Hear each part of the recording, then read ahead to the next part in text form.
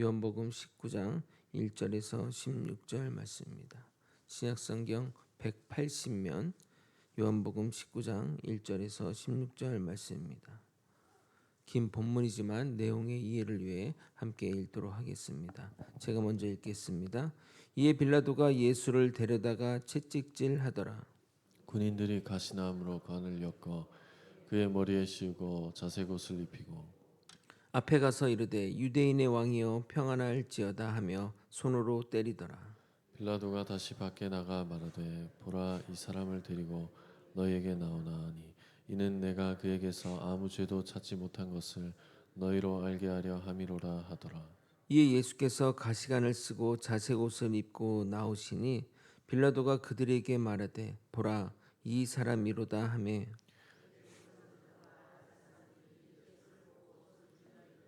십자가에 못 박으소서 십자가에 못 박으소서 하는지라. 빌라도가 이르되 너희가 친히 데려다가 십자가에 못 박으라. 나는 그에게서 죄를 찾지 못하였노라. 유대인이 대답하되 우리에게 법이 있으니 그 법대로 하면 그가 당연히 죽을 것은 그가 자기를 하나님의 아들이라 함이니이다.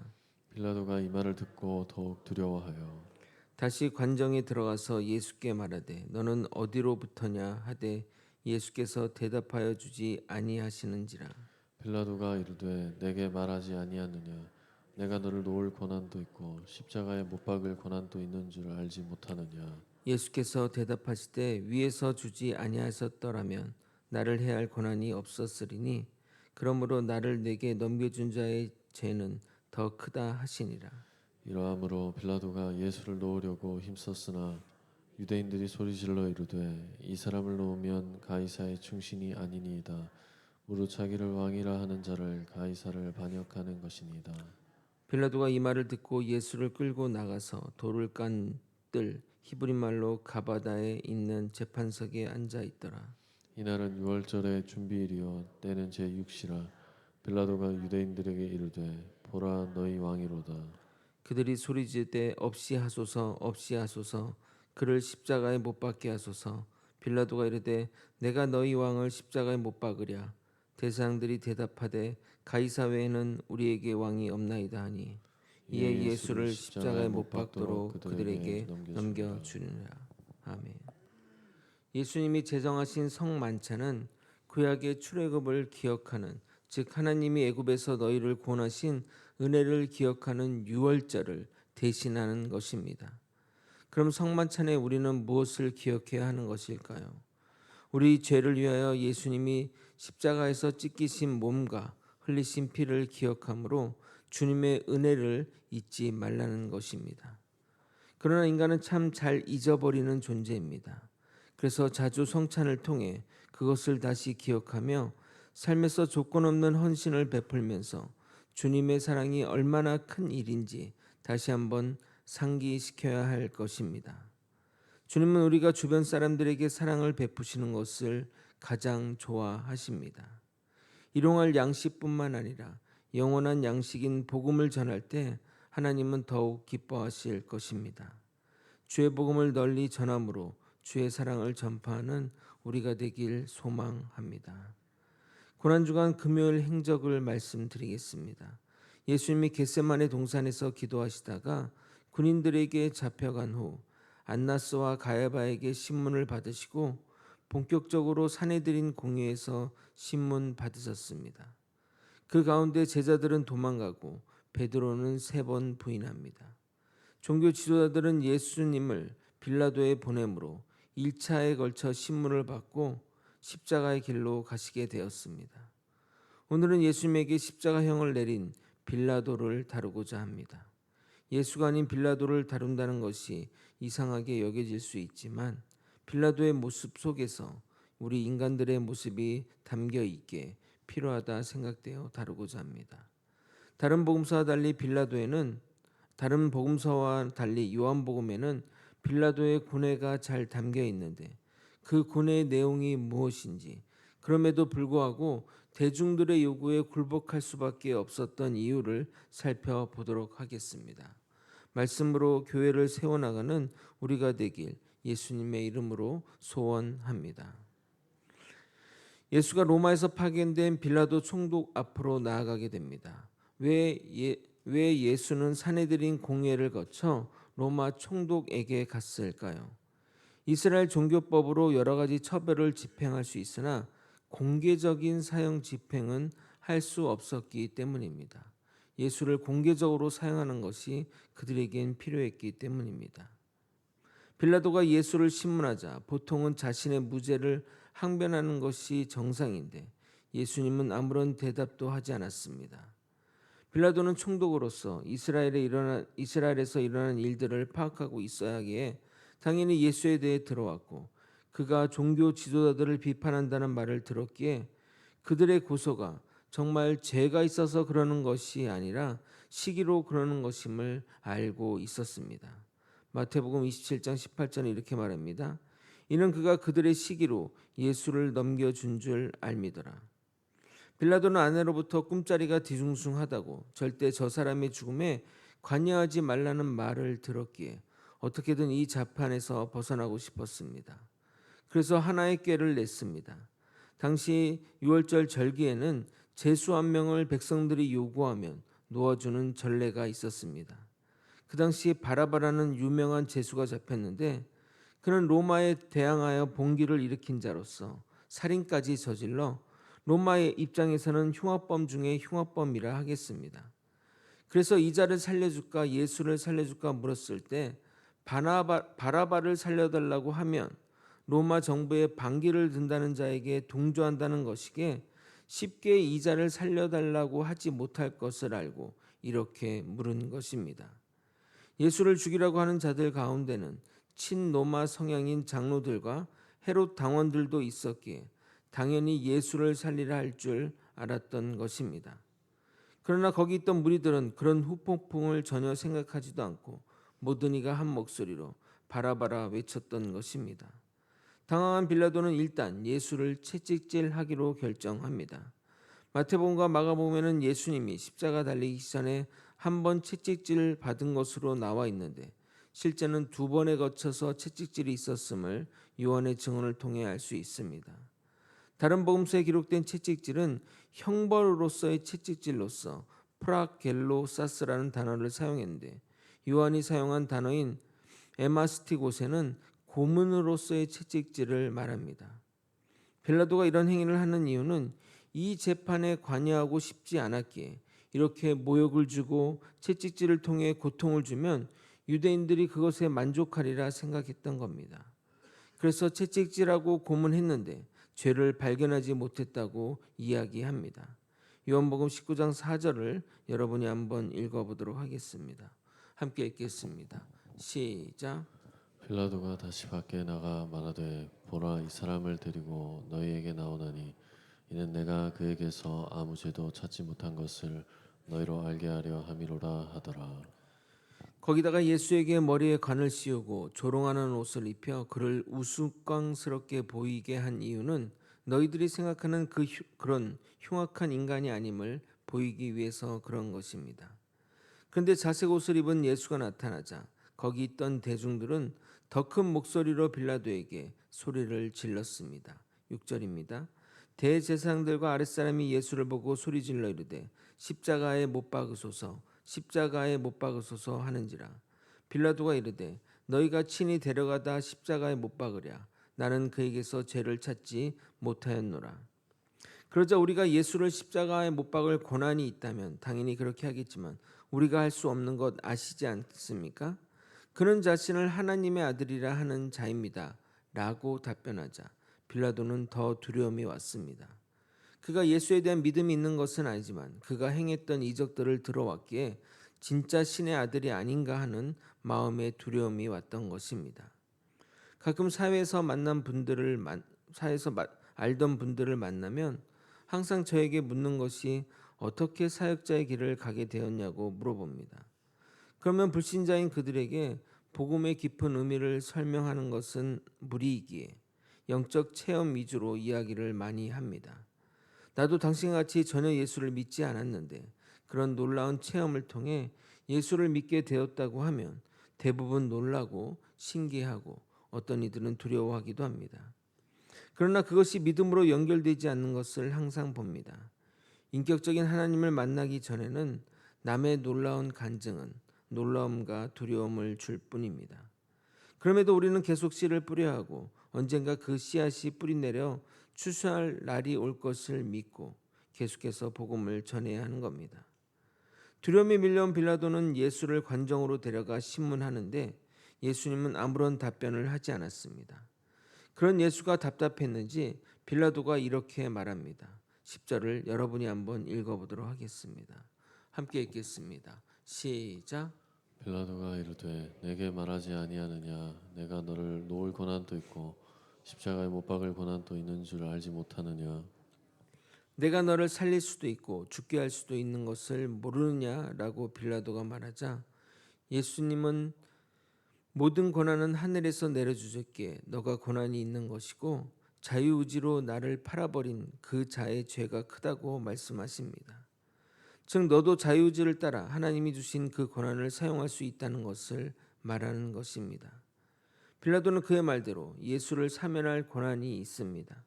누구도 그 고난을 막을 수 없는 절대 고난을 가지고 있었습니다. 그런데 대적들은 빌라도의 약점이 무엇인지 잘 알고 있었습니다. 그래서 주저하는 그에게 이렇게 말합니다. 12절입니다. 이러함으로 빌라도가 예수를 놓으려고 힘썼으나 유대인들이 소리질러 이르되 이 사람을 놓으면 가이사의 충신이 아니니이다. 무릇 자기를 왕이라 하는 자는 가이사를 반역하는 것이니이다. 이스라엘 땅에서 빌라도가 무서워할 사람은 아무도 없습니다.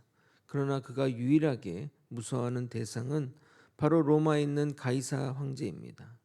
당시 황제인 티베리우스는 의심이 많은 왕으로서 반역과 관련되어 있다고 생각되면 무자비하게 죽이는 잔인한 왕이었습니다. 만약 유대인들이 자신의 판결에 불만을 품고 투서를 올린다면 자신의 목숨이 위태로울 수 있게 무죄라고 확신할지라도 예수를 살리기 위해 그런 모험은 하지는 않을 것입니다. 망설이는 그에게 무리들은 결정타를 날립니다.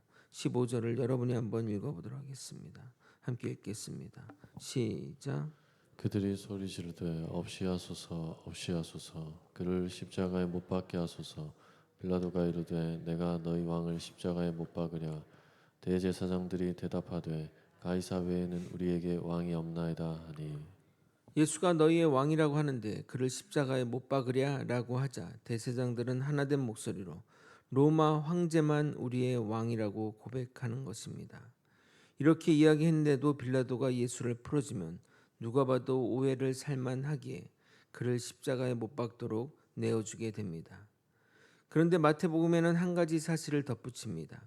빌라도는 자신에게 주어질 벌을 피하고자 무리들에게 이렇게 묻습니다. 마태복음 27장 24절 25절 읽어도록 하겠습니다.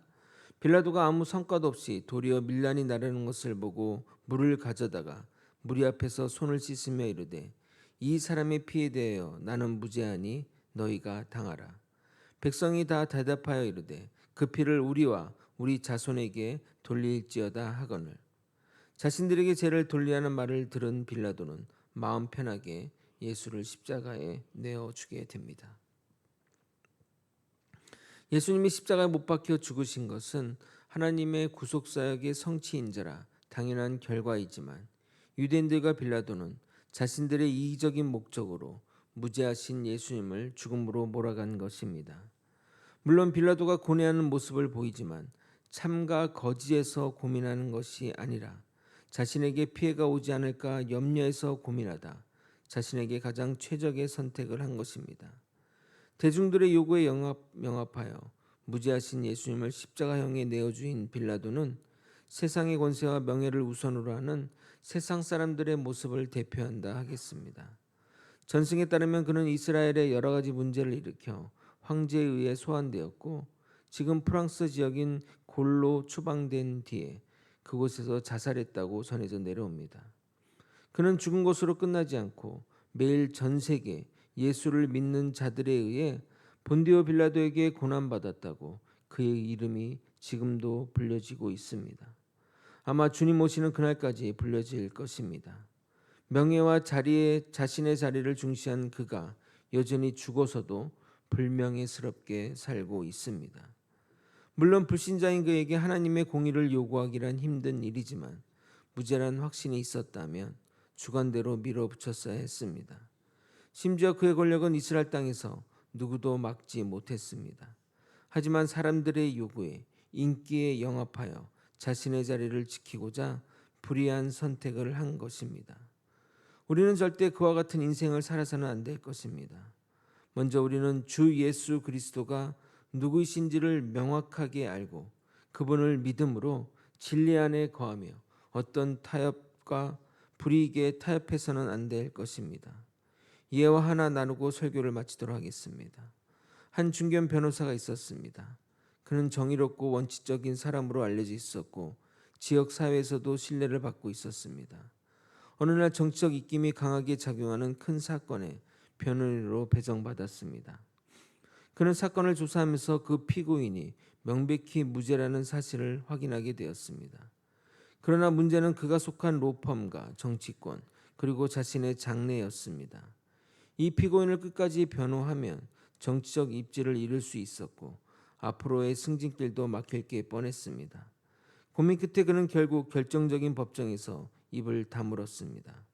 변호사로서 당연히 해야 할 변론을 포기하고 그 피고인은 억울하게 형을 받았습니다. 수년이 지난 후 진실은 세상에 드러났고 기자가 그 변호사에게 물었습니다. 당신은 그날 왜 침묵했습니까? 그는 잠시 고개를 떨군 뒤 조용히 대답했습니다. 그날 나는 법을 지킨 것이 아니라 내 자리를 지키기로 했습니다. 말씀을 정리하겠습니다. 정직에는 반드시 대가가 따릅니다. 그래서 정직하는 일에 두려움이 따르고 염려가 따릅니다. 정직한 자들이 오히려 삶에서 실패하거나 못 사는 경우가 더 많을 것입니다. 사회가 부패하면 할수록 말입니다. 그러나 주님은 정직한 자를 사랑하십니다. 그래서 성경은 우리에게 이렇게 말합니다. 시편 7편 10절 나의 병파는 마음이 정직한 자를 구원하시는 하나님께 있도다. 우리는 땅을 버타며 살지만 하늘에 소망을 두고 사는 자들입니다. 우리의 모든 것은 하늘에서 평가받을 것입니다. 주님 앞에서 나아가 상 받을 때 나는 무엇을 하고 있을까요? 구원은 받았으나 주님 앞에 나서기 부끄러운 인생이 되어서는 안 되지 않겠습니까? 우리 모두 세상 기준을 따르지 않고 정직을 따르며 주님께 속가하여 부끄러움 없는 인생을 사시길 예수 그리스도 이름으로 축원드립니다. 함께 찬양하고 또 기도의 자리로 나가도록 하겠습니다.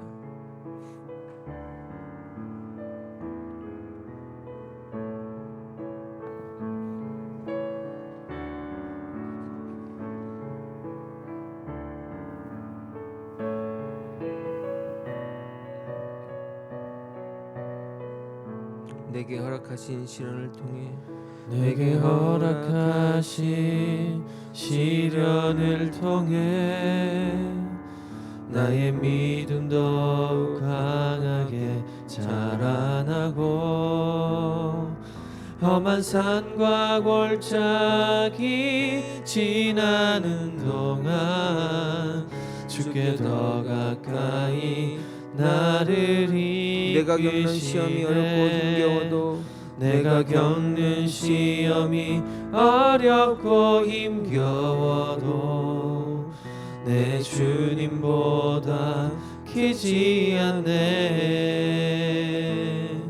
내 앞에 바다가 갈라지지 않으면 주가 나로 바다 위 걷게 하리. 나는 믿네. 주의 능력으로 내 삶 새롭게 되리. 나는 믿네. 주의 능력으로 담대히 나가리라. 주와 함께 싸워 승리하리라. 날마다 믿음으로 나 살아가리. 나는 믿네. 주의 능력으로 내 삶 새롭게 되리.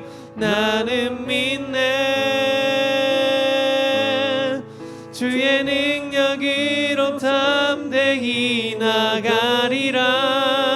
주와 함께 싸워 승리하리라. 날마다 믿음으로 나 살아가리. 오늘도 두 가지 기도 제목 가지고 기도하고자 합니다. 우리는 선택의 순간에 또는 어떤 행동을 시작하기 전에 무엇을 가장 떠올리십니까?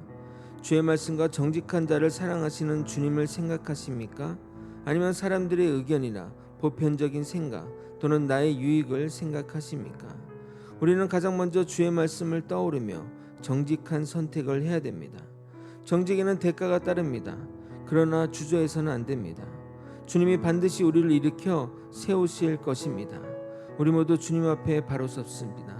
오늘 찬양을 보게 되면 내 앞에 바다가 갈라지지 않으면, 그러니까 내가 가는 길에 바다가 갈라지는 놀라운 일이 생기지 않으면 주님은 우리를 그 물 위로 걷게 하신다는 그 믿음의 고백이 찬양 가운데 있습니다. 아버지, 우리 마음 가운데 주님에 대한 그런 신뢰가 있기를 소망합니다. 하나님에 대한 믿음으로 우리가 그 정직의 길로, 믿음의 길로, 진리의 길로 나아갈 수 있도록 이끌어 주시옵소서. 우리 모두 결단하는 마음을 담아 주의 이름 부르짖고 통성으로 기도하시겠습니다. 주여, 하나님 아버지, 우리가 선택의 순간마다 주님을 더욱더 생각하며 아버지 정직한 선택을 할 수 있도록 이끌어 주시고 인도하여 주옵소서. 하나님의 뜻을 따라 선택하는 길이 가장 복된 길이며 아버지 가장 축복된 길입니다. 그러나 그렇게 선택하기에는 너무나 힘이 들고 그것이 너무나 큰 벽처럼 느껴지고 나에게 아버지 큰 불이익이 있을 거라 생각됩니다.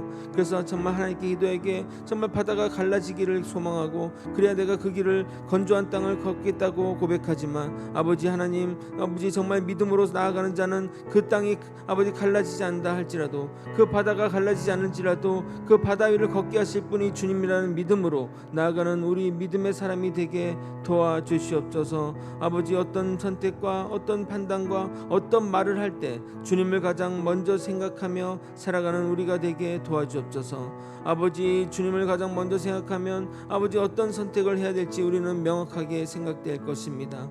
아버지 모든 일 가운데 정말 정직한 선택을 할 수 있도록 이끌어 주시고 인도하여 주시옵소서. 아버지여, 주님의 은혜 아버지 허락하시고 주님 따라 살아가는 우리 모두가 될 수 있도록 이끌어 주시옵소서. 두 번째 기도 제목입니다. 예수를 믿지 않는 빌라도와 우리는 다르지 않다고 생각됩니다. 우리 삶 가운데 저런 선택의 순간이 우리에게 분명 주어집니다. 그동안 여러분의 선택을 한번 돌이켜 보십시오. 주를 따라 믿음의 선택을 하셨습니까? 아니면 나의 유익과 편의를 생각하며 부정한 선택을 하셨습니까? 그런 잘못된 선택이 잠시간의 삶에서 유익을 줄 수 있지만 분명하게 진실은 드러납니다. 이 땅에서 드러나지 않으면 하늘나라에서 드러날 것입니다. 자신의 유익을 위해 진실에 눈감았던 빌라도는 지금도 예수를 죽음으로 몰아가게 한 자로서 만인에게 이름이 불려지고 있습니다. 우리 모두 정직합시다. 우리 모두 진리의 편에 섭시다. 잠시간의 유익을 위해 여러분의 허락된 선택을 불의한 곳에 두지 맙시다. 우리 모두 다 함께 주님의 이름 부르짖고 이러한 제목으로 통성으로 기도하시겠습니다. 주여, 하나님 아버지, 빌라도와 같은 아버지 우리가 그런 선택을 하지 않도록 도와주시옵소서. 아버지, 우리가 살다 보면 아버지 빌라도와 같은 선택을 할 일이 많습니다. 아니, 그런 선택도 있었습니다. 그러나 아버지, 나는 그동안 아버지 인간의 편에 따라서 아버지 나의 유익을 생각하며 아버지 그렇게 선택해 왔습니다. 아버지, 정말 그런 부정한 선택을 했던 지난 날들을 용서해 주옵시고 이제는 앞으로 주님의 뜻을 따라 주님이 무엇을 원하는지 생각하며 아버지 정직으로 나아가게 도와주옵소서. 아버지, 정직에는 대가가 따르는 것을 알고 있습니다.